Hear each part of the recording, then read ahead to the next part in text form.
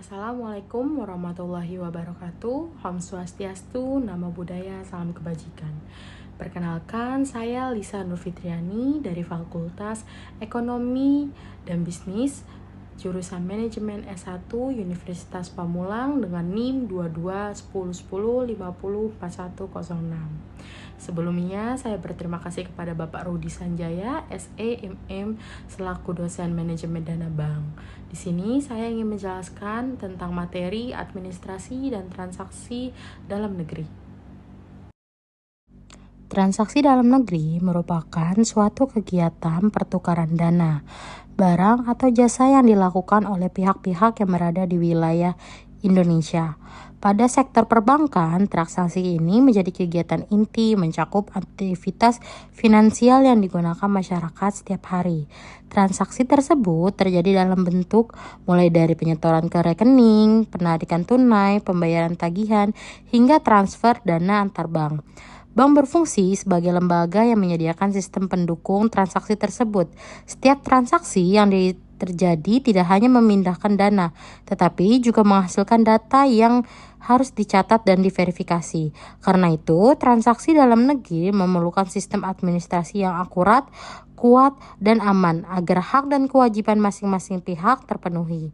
Melalui transaksi ini, bank memainkan peran sebagai perantara dalam aliran dana nasional hingga stabilitas keuangan negara dapat terjaga. Administrasi transaksi adalah proses yang memastikan setiap aktivitas keuangan tercatat dengan baik, benar, dan sesuai prosedur operasional atau SOP. Proses administrasi dimulai dari verifikasi identitas nasabah melalui mekanisme KYC atau Know Your Customer, pencatatan dalam sistem IT bank sehingga penerbitan bukti transaksi. Pencatatan ini hanya tertuju melindungi nasabah tetapi juga menjadi dasar audit internal dan eksternal. Komponen administrasi meliputi dokumen fisik dan digital seperti teller slip, resi ATM, surat kuasa, bukti setoran, dan slip transfer. Dalam transaksi digital, dokumentasi berupa log sistem, OTP, verifikasi biometrik, dan notifikasi elektronik juga termasuk bagian dari administrasi yang berfungsi untuk menjaga jejak audit. Administrasi transaksi juga melibatkan pengenalan internal untuk memastikan tidak adanya penyalahgunaan wewenang, kesalahan pencatatan, atau kecurangan yang dapat merugikan bank maupun nasabah. Jenis-jenis transaksi dalam negeri di bank. Pertama, ada setoran dan penarikan. Kedua, transfer dana antar bank. Ketiga, pembayaran tagihan.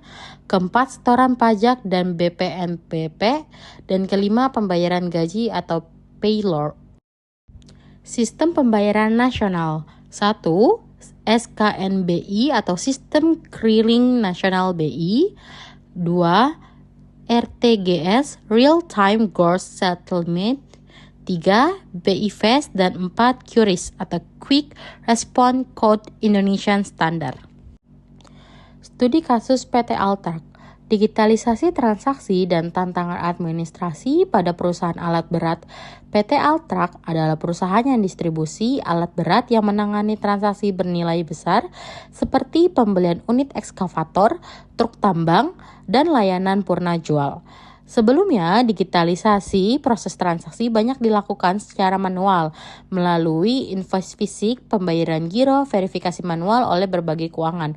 Kondisi ini sering menimbulkan beberapa masalah seperti keterlambatan pencairan dana, kesalahan administrasi, dan rekonsiliasi yang memakan waktu.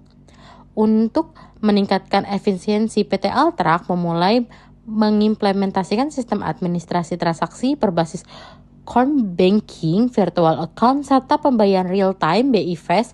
Melalui virtual account, pelanggan dapat melakukan pembayaran secara otomatis tanpa perlu konfirmasi manual sehingga bagian keuangan dapat memverifikasikan pembayaran secara cepat.